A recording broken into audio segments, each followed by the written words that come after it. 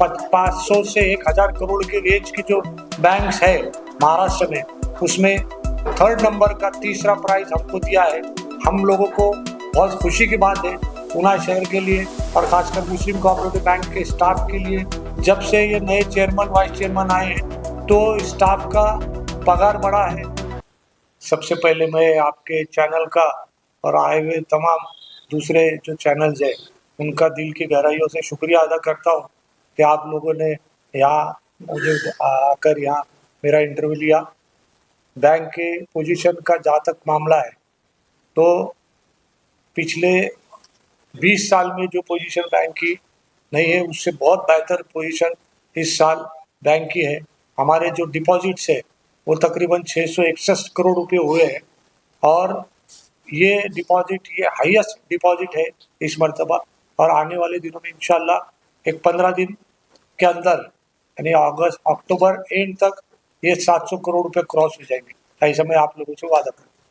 Bank को ये जो उत्कृष्ट बैंक पुरस्कार मिला उस बारे में हम जानना चाहते हैं। ये उत्कृष्ट जो बैंक पुरस्कार मिला है ये महाराष्ट्र की एपेक्स बॉडी है जो पूरे महाराष्ट्र में तकरीबन 1540 कोऑपरेटिव बैंक्स है जिनको उनके टेक्निकल चीज़ों पे, उनके सीबीएस के ऊपर, उनके परफॉर्मेंस के ऊपर, उनके कस्टमर केयर के ऊपर और कस्टमर और बैंक के रिलेशन के ऊपर ये इनामत देती है, ये पुरस्कार देती है।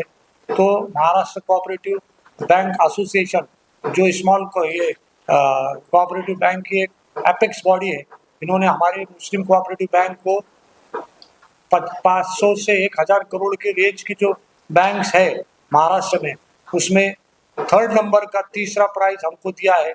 और इसमें ये प्राइज देते उसमें उन्होंने तकरीबन 1500 बैंकों का एनालिसिस किया जो बैंक 500 से 1000 करोड़ के रेंज में आते हैं।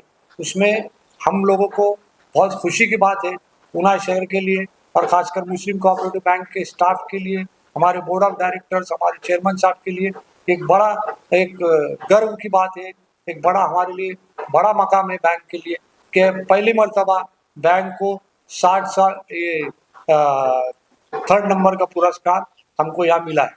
28 तारीख को जनरल बॉडी की मीटिंग होने जा रही है। शहर में अजीम खुराना साहब चेयरमैन वाइस चेयरमैन के बारे में और लोगों के बारे में, बैंक के बारे में जो बातें बताई जा रही है, इस बारे में आप हमको क्या कहना चाहते हैं? शेयर होल्डर्स आपसे क्या उम्मीद करते हैं? अजीम गुड़ाकवाला ये हमारे पुराने साथी है, हमारे पुराने दोस्त है।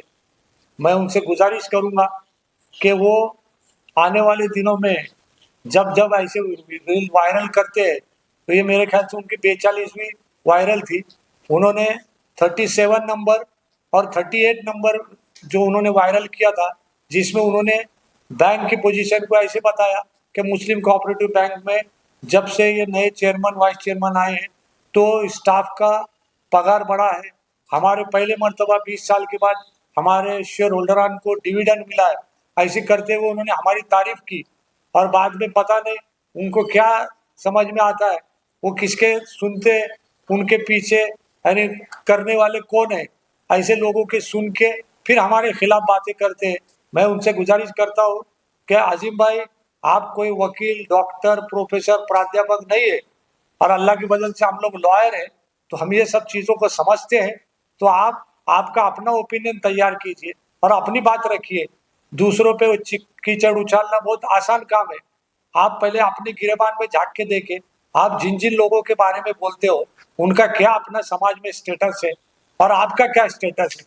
आप डॉक्टर एनवाई काजी के खिलाफ बोलोगे, आप आर्किटेक्ट जुबैर के बारे में बोलोगे, आप इनामदार फैमिली के बारे में बोलोगे और आपने तो हद कर दिया कि मेरे ऊपर पर्सनल एलिगेशन लगाए।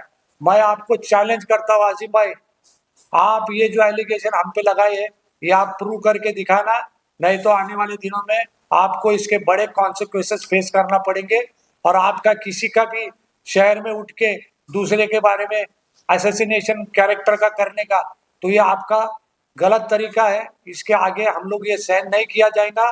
मैं एक अच्छा सोशल वर्कर हूँ, एक अच्छा पॉलिटिशियन हूँ, समाज में एक अच्छा काम करता हूँ। आपके पास कुछ सबूत नहीं रहते हुए आप उठ के किसी के ऊपर कोई भी इल्जाम लगाएंगे तो आप आपका स्टेटस देखिए और जिनके ऊपर आप एलिगेशन कर रहे हैं उनका स्टेटस देखिए। या मैं आपको चैलेंज करता हूँ, अगर आपके अंदर दम है तो आपके पीछे जो लोग खड़े हैं, जो आपको ये बोलने लगा रहे हैं, पब्लिक सब समझती है आजिम भाई, आप ये समझ लीजिए कि आपके पीछे करता कौन है। मैं उनको और आपको भी चैलेंज करता हूँ कि ईदगाह मैदान में पूना शहर के मखसूस लोगों को बुलाइए, 2 ब्लैक बोर्ड लगाएंगे, हमने समाज के लिए आज 40 साल में क्या किया है और आपने क्या किया है, और आपके पीछे जो आपको जो बुलवाने वाले, षड्यंत्र रचने वाले, वो पूरी जिंदगी यही धंधे किए उन्होंने, उनको लाइए और उनको भी बोलिए कि आप 40 साल से समाज में काम कर रहे हैं, आपने क्या समाज के लिए किया और हमने क्या, और पब्लिक डिसीजन लेंगे कि किसने अच्छा काम किया, किसने बुरा काम किया है। लेट पीपल शुड डिसाइड कि कौन अच्छा और कौन बुरा है। आजिम भाई, आपको ये चीजें बंद करना पड़ेगी।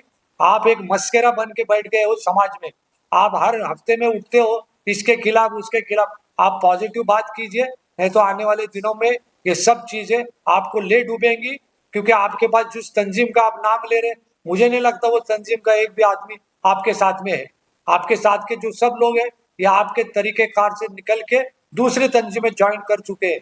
मेरी आपसे राय है, हम कॉलेज के जमाने में अच्छे दोस्त रहे हैं, तो आप जिस वक्त में किसी के भी बारे में एलिगेशन लगाते हो, तो पहले आप उसकी सनिशा करो। आने वाले दिनों में मैं लॉयर बोल के, एक आपका भाई बोल के आपको सजेशन कर रहा हूँ, आप बड़े लीगल कॉम्प्लिकेशंस में जाके फंसने वाले हो, तो आप मेहरबानी करके ऐसा मत करो।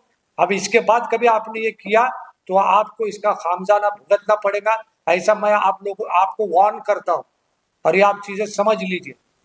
पिछले 2-2.5 महीने से मुस्लिम कोऑपरेटिव बैंक के बारे में कोऑपरेटिव बैंक कोर्ट के अंदर जो केसेस लगाए गए थे, जो है आप पर जो कुछ भी टीचर उछाला गया, जो कुछ भी आपने एलिगेशन लगाए गए, उन केसों के बारे में हम जानना चाहते हैं। जितने भी केसेस हमारे और मुस्लिम कोऑपरेटिव बैंक के और हमारे बोर्ड ऑफ डायरेक्टर्स के अगेंस्ट में जो लगाए गए, कोऑपरेटिव कोर्ट हो, कोऑपरेटिव कमिश्नर हो, सब तरफ उनके एप्लीकेशन रिजेक्ट हो चुके हैं।